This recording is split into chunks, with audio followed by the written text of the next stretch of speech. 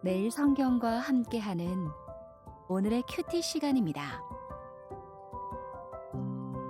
6월 24일 오늘의 말씀은 로마서 14장 1절에서 12절입니다.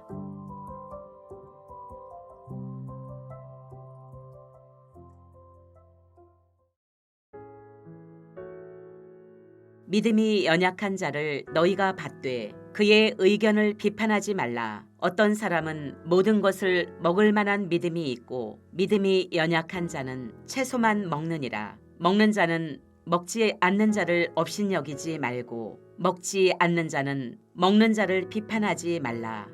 이는 하나님이 그를 받으셨습니다. 남의 하인을 비판하는 너는 누구냐?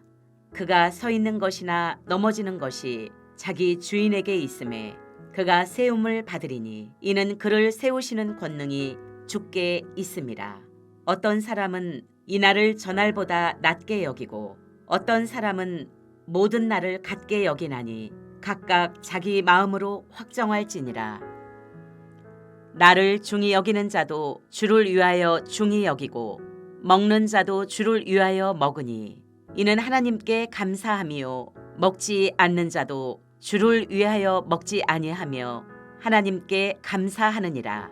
우리 중에 누구든지 자기를 위하여 사는 자가 없고 자기를 위하여 죽는 자도 없도다. 우리가 살아도 주를 위하여 살고 죽어도 주를 위하여 죽나니 그러므로 사나 죽으나 우리가 주의 것이로다.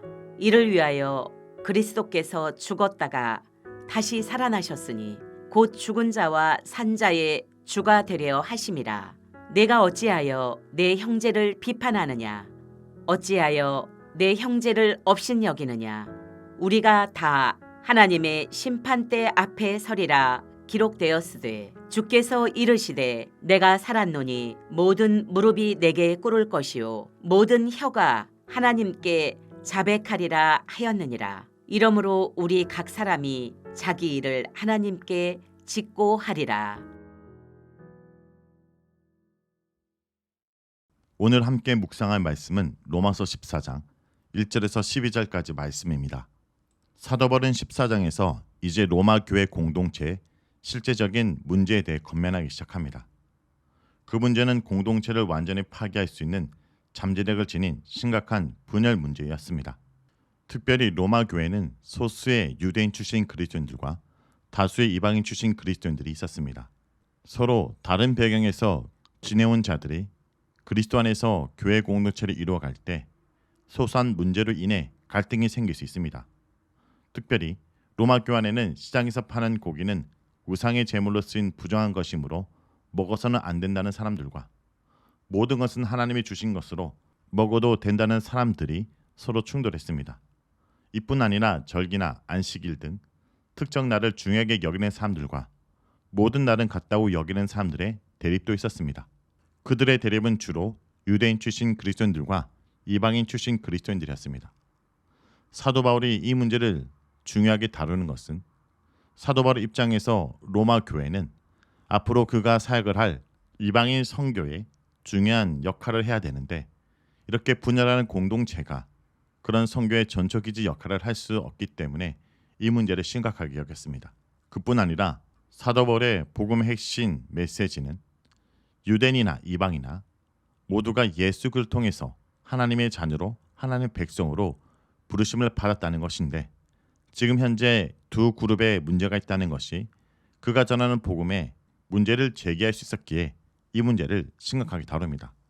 그러나 무엇보다 로마서는 이러한 교회 문제를 앞에서부터 다루기보다 서신의 마지막에 두고 앞에는 복음에 대한 충분한 설명을 하므로 자연스럽게 그들이 복음을 듣고 이해한다면 이 문제의 합의점을 찾을 수 있을 것이라고 생각했던 것입니다. 그래서 로마서 1장부터 지금까지 복음을 충분히 제시하는 사도 바울은 이 문제에 대해서 복음을 통해서 해결책을 제시하고 있습니다. 오늘 본문의 사도 바울의 권면을 정리하면 세 가지로 볼 수 있습니다. 첫째는 함부로 형제를 비판하지 말라라는 겁니다. 믿음이 연약한 지체를 함부로 비판하지 않는 것이 지금까지 사도 바울이 강조했던 사랑의 실천인 것입니다. 하나님이 받은 사람을 내가 배제하는 것은 사랑이 아닙니다. 그가 서고 넘어지는 것의 주권은 주니신 하나님께 있으니 우리가 함부로 비판하는 것은 월권 행위입니다. 그것은 도리어 우리가 하나님 앞에 심판을 받을 만한 일이 될 것입니다. 두 번째, 사도 바울의 권면은 서로 받으라라는 것입니다. 이것은 다른 사람의 생각을 수용하라는 뜻입니다. 복음은 하나님께서 우리를 받으신 사건입니다. 하나님께서 그럴 의무도 없었고 그럴 자격이 우리에게 있지도 않았지만 우리를 받아주신 것입니다. 그 복음에 합당한 삶은 우리도 지체를 있는 그대로 받아주는 것입니다.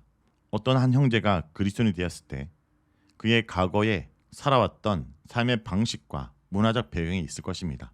특별히 그 과거의 모습이 복음의 본질에 배치되지 않는다면 그것을 너무 문제 삼지 말아야 합니다. 본문은 특별히 믿음이 약한 자와 강한 자를 구분해서 얘기를 합니다. 여기서 믿음이 약한 자들은 우상에게 바친 고기를 먹지 않아야 한다는 자들이고 강한 자들은 그리스도 안에서 이제는 상관없다고 여기는 자들임을 볼 수 있습니다. 안식이나 절기를 고수하는 자가 약한 자이고 그리스도 안에서 다 완성되었다고 여기는 자가 강한 자로 표현합니다. 이것은 신앙의 우위를 말하는 것은 아닙니다. 신앙 공동체 안에 어떠한 사항에 대해서 넘어지는 자가 있고 그것이 개의치 않은 자가 있다면 넘어질 수 있는 연약한 자들을 배려하고 그들의 생각에 대해서 귀를 기울여야 된다라는 것입니다. 무엇보다 그들의 행동이 주를 위하여 행한 일들이란 것을 서로가 인정해줘야 됩니다. 모든 음식이 주님께 속한 것이므로 감사함으로 먹으면 됩니다. 마찬가지로 연약한 자가 주님을 위해서 몸을 더럽히지 않으려고 먹지 않는 것도 인정해줘야 합니다. 나를 지키는 문제도 마찬가지입니다. 무엇이든지 주를 위해 행하는 자는 주님을 기쁘시게 할 것이므로 지금 하고자 하는 그 일에 동기를 점검하고 서로 이해하는 과정이 필요한 것입니다. 세 번째, 사도 바울의 마지막 권면은 하나님 앞에서 살라라는 겁니다. 형제를 비판하기 전에 우리가 언젠가는 하나님 앞에서 우리가 행한 일을 다 자백하게 될 것임을 기억해야 합니다. 그때 우리가 이기적인 동기로 또한 제한된 지식으로 지체를 얼마나 판단하고 정죄했는지 우리에게 부끄러움이 돌아올 것입니다. 그러므로 그때 하나님 앞에 모든 것이 드러날 것을 기억하고 오늘을 하나님 앞에서 온전히 형제를 사랑함으로 살아내길 간절히 기도드립니다. 기도하겠습니다. 주님은 우리의 속마음과 동기를 살펴보시는 분입니다. 우리가 쉽게 누군가를 비난하고 비판함으로 나 자신을 드러내고 있진 않은지 돌아보기 원합니다. 주님께서 우리에게 보여주신 사랑이 우리에겐 너무나 가분한 사랑임에도 불구하고 오히려 사랑을 갈구하는 철없는 아이들처럼 형제를 밀치고 시기하여 그 사랑을 쟁취해내려고 했던 어리석은 저 자신을 용서해 주시옵소서. 주님, 오늘도 약한 자를 수용하고 그들의 약함을 비판하지 않고 품고 세워줌으로 온전한 예배를 드리는 주의 백성이 되게 하여 주시옵소서. 예수님의 이름으로 기도드립니다. 아멘.